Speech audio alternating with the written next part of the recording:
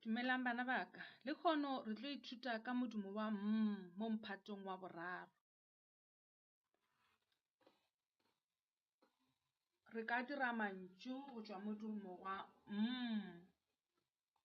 lentšu la mathomo le re ka go le šomiša mo e ka ba mma.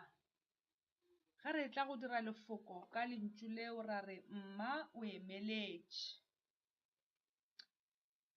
Lentšu la bobedi re ka kgetha mmepe, o ka bona seswantšho se sewe se kgona go šupa mmepe. Ge o tlo dira lefoko ka lentšu leo la mmepe wa re o ke mmepe wa lefase. Lentšu le lengwe gape la modumo wa e ka ba mmino, mo re bona rragolo wa rena o tshwere lekope wa letša. Lekope le letša mmino o mobose, ke ge o šetše o tšea lentšu lela la gago la mmino o dira lefoko ka lona.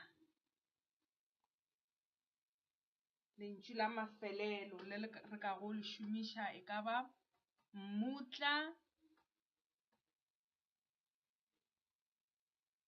Ge re leka go dira lefoko ka lentšu le mmutla, o ka bona seswantšho se sele sa mmutla o dirile ditsejwana tša ona. O ka re mmutla ke phoofolo ya lebelo.